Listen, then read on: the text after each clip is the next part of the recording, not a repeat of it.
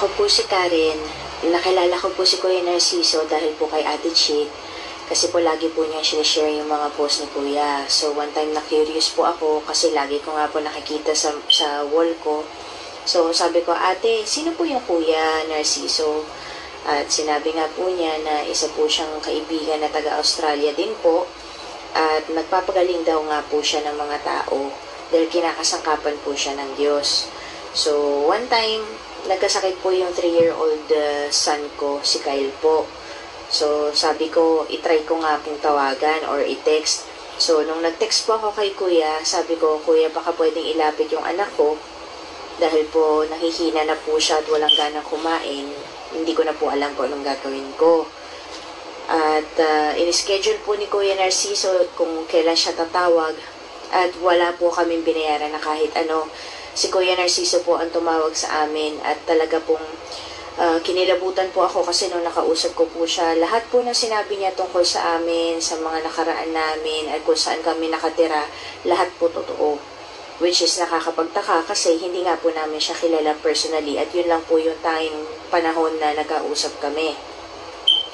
So, nung sinabi po niya na ibigay ko yung phone sa anak ko, so, nakinig naman po yung anak ko at sinabi po ni Kuya, Kyle, makinig ka, gagaling ka, maniwala ka lang, gagaling ka. Tapos, yung anak ko, medyo bulol-bulol pa po kasi po 3 years old nga lang po. Pero bigla po siya nagsabi ng yes. Tapos, after mga 10 to 15 minutes po, bigla po siyang bumangon at humingi na po ng pagkain sa amin, which is talagang blessing po and thank God kasi po bumalik po yung sigla niya na dati-rati kailangan pa namin siyang alokay ng ilang beses ng pagkain at lagi niyang tinatanggihan. Pero simula nung nakausap siya ni Kuya, nanumbalik na po yung gana niya sa pagkain at hanggang sa tuluyan na po siyang gumaling.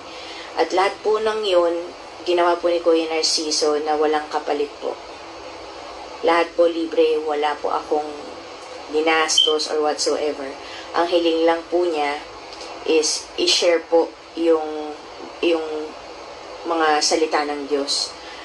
At wala naman pong duda na i-share naman po talaga namin kasi po alam po namin na totoo.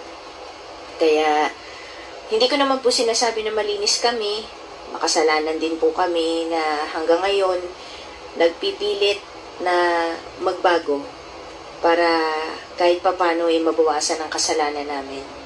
Siyempre po hindi naman po yun ura-urada, pero gusto po namin sabihin na ginagawa namin ang lahat para makapagbago ng husto.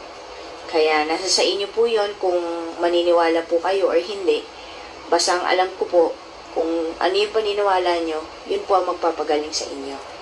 So maraming salamat po sa pakikinig.